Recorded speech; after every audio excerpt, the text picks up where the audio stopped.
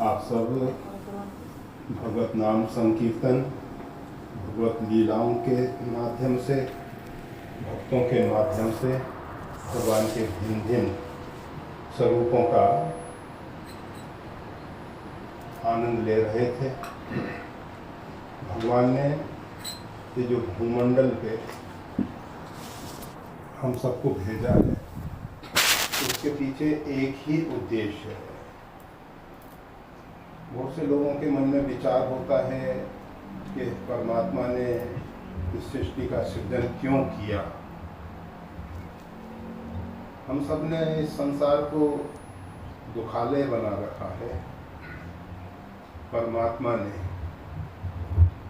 आनंदमय सृष्टि का सृजन किया, परंतु हम उस सृष्टि को किस प्रकार से स्वीकार करते हैं, इस संसार को किस रूप में स्वीकार करते हैं, वो हमारे ऊपर निर्भर करता है। ऐसा कहा जाता है, एक घर में वाद्ययंत्र वीणा रखा हुआ था। बच्चे उसके साथ छेड़खानी करते थे, बड़ा शोरगुल होता था। उन्होंने उठा के उसको ऊपर रख दिया। पुराने जमाने की बात, चूहे इत्यादि, कभी बिल्ली आ जाए, कभी चूहे आ जाए, उसके तारों को छेड़ते थे। लोगों ने कहा ये यंत्र बहुत बेकार है, दुखदाई है। उस वाद्य यंत्र को, वीणा को कूड़े पे फेंक दिया।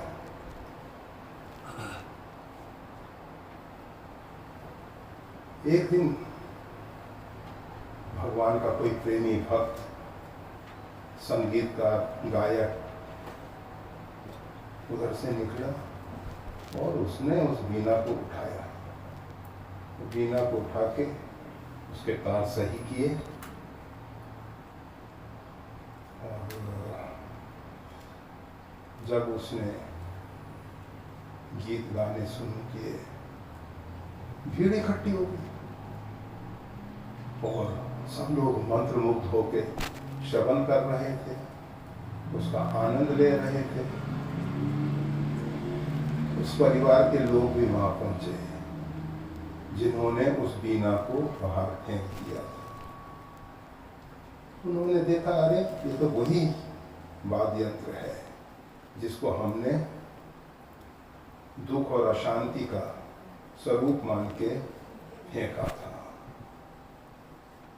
इस संसार में बहुत से ऐसे लोग हैं जो संसार के तार को सही करके उससे सुमधुर संगीत निकालना नहीं जानते। इस संसार में भी पहले हमको उसके तार को सही करना होता है। अत्यंत ढीले होंगे तार, संगीत नहीं निकलेगा। अगर तार बहुत कस दिए जाएंगे तो भी संगीत तो नहीं निकलेगा, तार टूटने की संभावना पूरी है। हमको किस स्थिति में रहना चाहिए वो हम नहीं जानते। संगीत एक माध्यम है, थोड़ी देर के लिए आप तन्मय हो गए, अर्थात आप बाह्य जगत से अलग हो गए। संगीत परमात्मा तक पहुंचाने का एक माध्यम है। प्राचीन समय से आपने सुना होगा, देखा होगा, जितने भक्त हुए वह भगवान के नाम संकीर्तन में अथवा भगवान की भिन्न भिन्न प्रकार की लीलाओं का गान करते रहे। और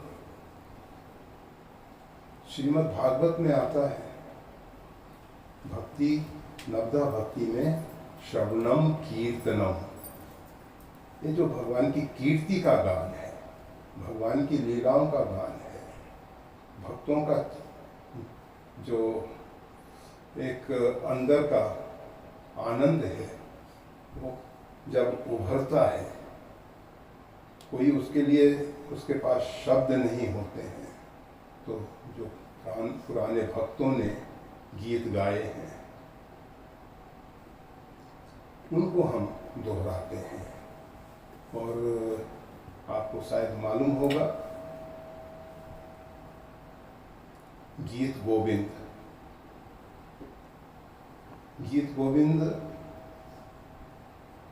एक बालिका बैगन के खेत में, रेंगना खेत में जाती है और वहाँ गीत गोविंद गाती है। उसको सुनने के लिए जगन्नाथ भगवान वहाँ पहुँचते हैं। पुजारी भोग के लिए भगवान का आह्वान करते हैं। भगवान का विग्रह वहाँ खड़ा दिखाई देता है, परंतु भगवान उसमें नहीं है। वो जो परम चेतना है वो खेत में बालिका के गीत सुन रही है। जब पुजारी ने आह्वान किया मंत्रों के द्वारा, तो भगवान मंत्रों के अधीन है। वहाँ पहुँचे तो देखा पुजारी ने कि भगवान के वस्त्र में कांटे लगे हुए हैं। ध्यान करके मालूम पड़ा कि भगवान गीत गोविंद सुनने के लिए वहाँ पहुँचे थे। बस पुजारी ने उस परिवार वाले व्यक्तियों से संपर्क किया, कहा कि भाई आपकी बच्ची जो है नित्य प्रति भगवान को गीत गोविंद सुनाए। तो एक व्यवस्था दी गई। तो ये जो भगवान के प्रति या भगवान की लीलाएं, गीत गोविंद में भगवान की कुछ मधुर लीलाएं हैं। वैसे गीत गोविंद पढ़ने का हर एक व्यक्ति को अधिकार नहीं है। क्यों नहीं है? क्योंकि जो भगवान के प्रति, भगवान श्री कृष्ण के प्रति परमात्मा का भाव नहीं रखते हैं, उनकी दृष्टि में वो भगवान की साधारण लीलाएं हैं और वो उनको देख के मोहित हो जाते हैं। राम देख सुनि चरित तुम्हारे, जड़ मोहि बुध होई सुखारे। जो बुद्धिमान व्यक्ति हैं वो तो सुखी होते हैं, आनंदित होते हैं, आह्लादित होते हैं। और जो मतिमंद हैं, मोहवश हैं, मोह ज्ञान में फंसे हुए हैं, भ्रांत धारणाओं ने उनके ऊपर अधिकार कर रखा है, वो मोहित हो जाते हैं भगवान की लीला सुन के। इसलिए गीत गोविंद का अधिकार सबको नहीं है। रास पंचाध्यायी भगवान श्री कृष्ण की विशेष लीलाएं, रहस्यमयी लीलाएं, अत्यंत मधुर लीलाएं जो हैं, उसकी फलश्रुति में कहते हैं रात्रि के समय अगर कोई रास पंचाध्यायी का अध्ययन करके अथवा स्मरण करके अथवा गान करके सोता है तो रात्रि में दुस्वप्न इत्यादि से उसकी रक्षा होती है, अर्थात परमात्मा के भाव में डूब जाता है। गीता में भगवान ने कहा वेदा नाम साम वेदो रश्मि, वेदों में शाम वेद, प्राचीन वेद जो है ऋग वेद है। वैसे वेद पहले एक ही था, भगवान वेद व्यास ने। कृष्ण द्वैपायन उनका नाम, कृष्ण मतलब बहुत काला शरीर था उनका, इसलिए उनको कृष्ण कहा गया। द्वीप में उनका जन्म हुआ था, इसलिए उनको द्वैपायन किया गया। फिर वेदों का उन्होंने 4 भाग में विभाजन किया और उसका समास रूप में समाज को लिपिबद्ध करके प्रदान किया, इसलिए वो वेद व्यास कहलाते हैं, भगवान वेद व्यास। उन्हीं के द्वारा रचित महाभारत है और महाभारत का एक अंश श्रीमद् भगवत गीता है। तो भगवत गीता महाभारत के अंतर्गत है। बहुत से लोग कहते हैं महाभारत धर्म में नहीं पढ़ना चाहिए, परंतु नित्य प्रति गीता स्वाध्याय करते हैं। गीता सुगीता कर्तव्य किमन्य शास्त्र विस्तर ही, अन्य शास्त्रों के विस्तार की क्या जरूरत है, गीता को ही अपने जीवन में उतारो। तो उसमें भगवान कहते हैं वेदा नाम साम वेदोषम, वेदों में सामवेद मेरा स्वरूप है। ऋग्वेद प्राचीन है, सबसे प्राचीन ऋग्वेद माना जाता है, अर्थात उसकी जो ऋचाएँ हैं वो बहुत प्राचीन है। ये अपौरुषेय है। वेद जो है किसी व्यक्ति की मगज की मस्तिष्क की उपज नहीं है। ये वेद जो है भगवान के मुखारविंद की वाणी है, और वो जो वाणी है तरंगों के रूप में अंतरिक्ष में टिकी हुई है।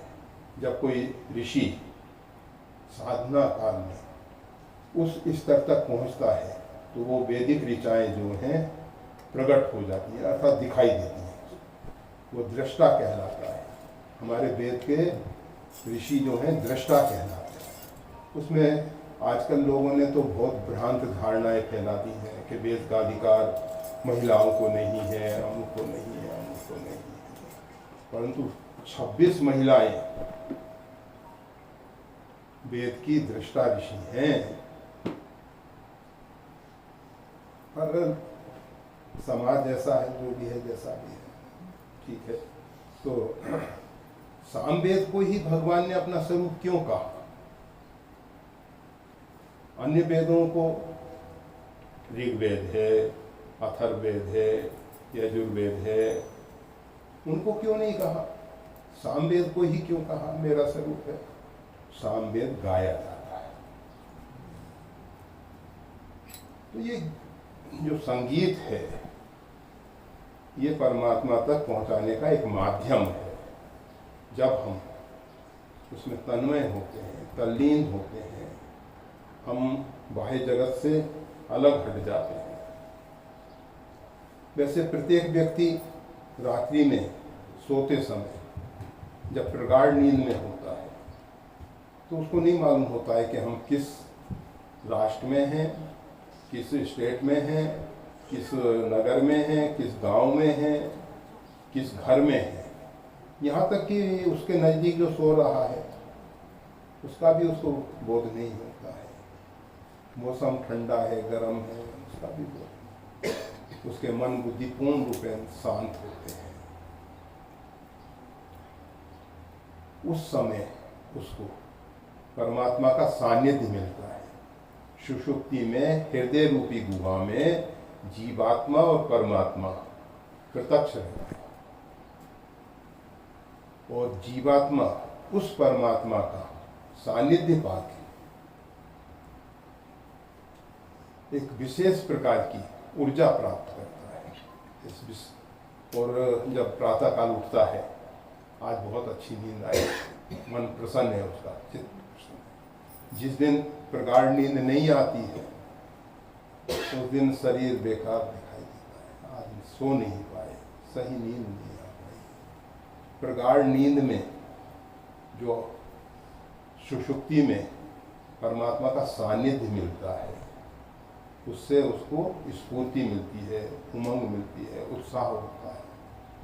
इसी प्रकार से ये जो संगीत के माध्यम से हम जितने काल में तुरीय अवस्था में पहुंचते हैं, योगी योग साधना के द्वारा तुरीय अवस्था में पहुंचता है।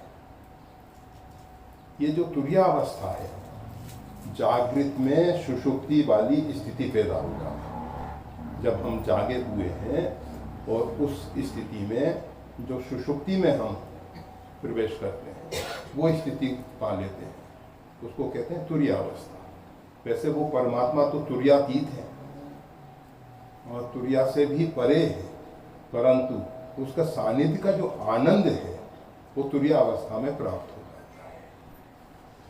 तो आप चाहे योग साधना के द्वारा, उसमें भक्ति योग हो, ज्ञान योग हो, कर्म योग हो, निष्काम कर्म योग हो, अथवा संगीत, किसी भी माध्यम से आपको तुरीयावस्था में पहुंचना होता है। आज बहुत से लोग कहते हैं इतने साल हो गए जब करते हुए कोई परिवर्तन नहीं दिखाई दे रहा, इतनी साधना करते हैं, इतना समय व्यतीत करते हैं, कोई परिणाम नहीं आ रहा, ना हम में कोई परिवर्तन आ रहा है। वास्तविक में वो साधना में उतरे ही नहीं है, तुरीयावस्था में प्रवेश ही नहीं हो पाया है। और जिस दिन तुरीयावस्था में वो प्रवेश करेंगे उस दिन से उनको भजन का आनंद मिलेगा, और भजन का आनंद मिलके फिर वो चाहेंगे कि अधिक से अधिक समय भगवान शंकर लागी समाधि अखंड अपारा, बीते संवत सहज 87,000 वर्ष व्यतीत हो गए भगवान समाधिष्ठ। वो आनंद है शंकर सहज स्वरूप समारा। जब भगवान शंकर ने अपने सहज स्वरूप का स्मरण किया तो उससे जो आनंद मिला और उसमें वो जो निमग्न हुए, डूबे, इतना लंबे काल के लिए डूब गए, इतने लंबे काल के लिए, वो तो कठिनाई से भगवान को जगाया गया, समस्या आ गई थी जो कि वो सब आनंद इसी संसार में मिलने वाला है। ये संसार दुखदाई नहीं है, हमने इसको दुखालय बनाया है। परमात्मा ने आनंदमय सृष्टि का सृजन किया। हम हमेशा कहा करते हैं उत्पत्ति जो होती है सजातीय होती है, विजातीय नहीं होती है। हाथी से हाथी पैदा होता है, मानव से मानव होता है, अन्य अन्य जितने भी 84 लाख प्रकार के शरीर हैं उसमें जो भी उत्पत्ति होती है सजातीय होती है, विजातीय नहीं होती। ये तो जातीय आजकल लोगों ने, रावण ने वरदान मांगा, उसमें कहा गया हम काहू के मरही न मारे, वानर मनुज जाति दुई बारे। मानव एक जाति है, उसमें ये जो और जो विभाजन कर लिए गए हैं, ब्राह्मण हैं, क्षत्रिय हैं, वैश्य हैं, और उसमें भी बहुत बहुत शाखाएं हैं। परमात्मा की तरफ से मानव जाति, तो मानव को परमात्मा ने कुछ विशिष्ट अवसर देकर इस पृथ्वी पे भेजा। परमात्मा की वैसे 84 लक्ष प्रकार की प्रतिमाएं हैं, कृतियां हैं। प्रकृति शब्द का अर्थ होता है प्रकृष्ट कृति। परमात्मा की ये सब कृति है, जैसे सृष्टि उपाय त्रिविध बनाई संग सहाय न पूजा। भगवान ने सृष्टि का विस्तार किया है। तो ये सृष्टि जो है आनंदमयी है। इस सृष्टि को दुखालय नहीं बनाओ, इसको आनंद के रूप में भगवान ने बनाया है। हम सबको उसी रूप में इसका सेवन करना है। इसको बिगाड़ो मत। जो भगवान ने जीवन दिया है उसको, और छोटा जीवन है। ब्रह्मा जी के विषय में कहा जाता है कि उनकी आयु जो है चतुर्युग सहस्राणि दिनम एकम पितामह। 4 युग 1,000 बार व्यतीत होते हैं तो पितामह का 1 दिन होता है, और उस हिसाब से वो 100 वर्ष जीते हैं। एक बार लोमस जी जो है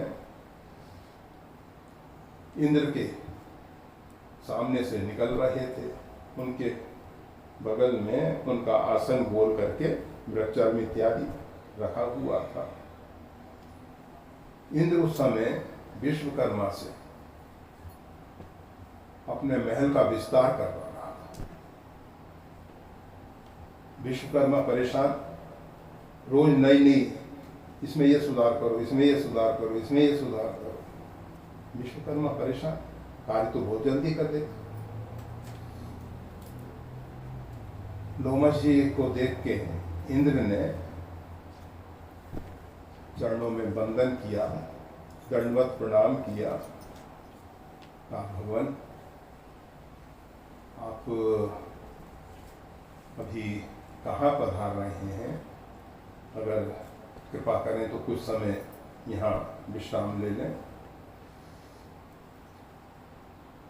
का देखो समय थोड़ा है, जीवन छोटा है, मैं समय को बर्बाद नहीं करना चाहता। पूछा कि भगवान ये आपके बगल में जो आसन है कोई कुटी इत्यादि? आप नहीं, कुटी बनाने का क्या प्रयोजन है, कुटी से क्या लाभ है? तो आपकी आयु आपको मालूम है कितनी है? इंद्र पूछ रहा है लोमस जी से, क्या आपको मालूम है आपकी आयु कितनी है? कहा हाँ, मेरे को इतना मालूम है कि मैं जब ब्रह्मा का शरीर पूरा होता है तो एक रोम अपना निकाल देता हूँ, एक रोम निकाल देता हूँ। अभी तक मेरे शरीर में से वो पुराने समय जो पंचम जार्ज चांदी का रुपया चलता था, उतने बाल उसके गए थे लोमस जी के। महाराज अभी तो इतना सही हुआ है, और ब्रह्मा की आयु तो बहुत बड़ी आयु है, इतने ब्रह्मा आपके सामने चले गए हैं और फिर भी आप कह रहे हैं आयु छोटी है। किसके लिए कुटी बनाना, किसके लिए? हम सब अपनी आयु का बहुत बड़ा मान रहे हैं कि हमको बहुत जीना है, परंतु उन लोमस जी की दृष्टि में शायद समय की जो छोटी से छोटी इकाई होगी उतनी भी आयु हमारी नहीं होगी। फिर भी हमको ऐसा लगता है कि इतना विस्तार करें, और उस विस्तार के लिए हम दिन रात एक कर देते हैं, दिन रात एक कर देते हैं, और अंत तो गत्वा हाथ कुछ नहीं लगता है, चले जाते हैं। ये करना शेष है, ये करना शेष है, ये करना शेष है। सार यही है कि जीवन में तुर्यावस्था में हम जितनी देर जी सकें वही जीवन है, और उसके लिए अनेक रास्ते हैं, मार्ग अनेक हैं। हर एक व्यक्ति के लिए अलग अलग मार्ग हैं, परंतु जिसके लिए जो मार्ग सुलभ, उस मार्ग पे चल के तुर्यावस्था में पहुंच जाए और अपना जो निजानंद है, अपना आनंद जो है, उसको चाहे आप अखंडानंद कहो, क्योंकि वो भंग नहीं होता है, अखंड है। वो आप उसको मुक्तानंद कहो, क्योंकि वो मोक्ष का आनंद है। उसको चाहे आप परमानंद कहो, जो भी शब्द देना चाहोगे, उसमें आपको जीवन जीना है। उसके लिए भगवान ने आपको ये संसार बना के दिया है, उसी के लिए आप और हम सब यहाँ पृथ्वी पे आए हैं। तो बस जीवन में जितने समय आप अपने स्वरूप में स्थित होते हो वही आपका सही जीवन है, और सब तो व्यर्थ बर्बाद कर रहे हो। जितने समय आप संगीत के माध्यम से हो या किसी अन्य माध्यम से हो तन्मय हो जाते हो, आपको बाह्य जगत का बोध नहीं रहता है, आप तुर्या अवस्था में प्रवेश कर जाते हो। बस वही जीवन है, वही सही जीवन है, वही जीवन सार्थक है। उसके लिए प्रयास करो, कम से कम कुछ समय तो 24 घंटे में तुर्यावस्था में बिताओ। ज़्यादा नहीं बिता सकते हैं तो थोड़ा समय तो कम से कम बीते। सुषुप्ति में तो आप काफ़ी लंबा समय दे देते हो रात्रि में, परंतु वो जड़ अवस्था है, आपको मालूम नहीं है कि उसमें क्या हो रहा है, कैसा हो रहा है। और ये तुर्यावस्था में आप जागृत अवस्था में वो आनंद पाते हो जो सुषुप्ति में जड़ अवस्था में पाया है। कोई भी जागृत अवस्था में उपलब्धि होती है तो उससे आप लाभ ले सकते हो, और जड़ अवस्था में वो उपलब्धि होती है तो पाना ना पाना बराबर है। वैसे उससे पूरा दिन आपका 24 घंटे का दिन अच्छे ढंग से व्यतीत होता है। अगर वो नहीं मिलती है तो फिर इंजेक्शन लेते हैं, गोली लेते हैं, जिससे कि नींद आए, गहरी नींद आए। अच्छा है उस गोली और इंजेक्शन की जगह थोड़ा भगवत नाम संकीर्तन कर लिया जाए, सामूहिक रूप में कर लिया जाए। भगवान के मानस पुत्रों में 4 हैं, सनत, सनंदन, सनत कुमार और सनातन, 4 पुत्र हैं। तो इनको एक व्यसन है। वैसे तो वो 5 वर्ष की अवस्था में रहते हैं। आशा वसन व्यसन ये कि नहीं, रघुपति चरित होने का सुने, उनको भगवान का चरित सुनने का व्यसन है, उसके बिना रह नहीं सकते हैं। अब कोई योग वक्ता नहीं मिलता तो वो 4 में से एक वक्ता बन जाता है, 3 श्रोता। हमने देखा एक परिवार इधर यूके का, उसमें एक व्यक्ति हारमोनियम ले लेता था, एक बात बजाने वाले, जो भी आप चाहे मृदंग बजाओ, तबला बजाओ, जो भी बजा सकते हैं, और एक मंजीरा ले लेता था। 4 व्यक्ति बैठ के नाम संकीर्तन कर लेते। तो अच्छा है कि कुछ देर नाम संकीर्तन कर लो, कुछ देर जप कर लो। अगर जप में तन्मयता आती है बहुत अच्छा है, ध्यान में तन्मयता आती है बहुत अच्छा है, भगवान के चरित्र सुनने में तन्मयता आती है बहुत अच्छा है। कुछ ना कुछ करो तन्मयता के लिए। जितने समय आप परमात्मा के साथ जुड़ते हो, तन्मय होते हो, बस वही जीवन है। धन्य घड़ी जब कोई सत्संग, जब सत्स्वरूप परमात्मा में आप स्थित होते हो, वही समय सार्थक है। और सब तो व्यर्थ कमा रहे हैं हम सब। अब देख लो 24 घंटे में हम कितना जीवन जीते हैं, और शेष तो सब जय श्री राम। अभी तो हम थोड़ा घूमने जाएंगे। श्री राम।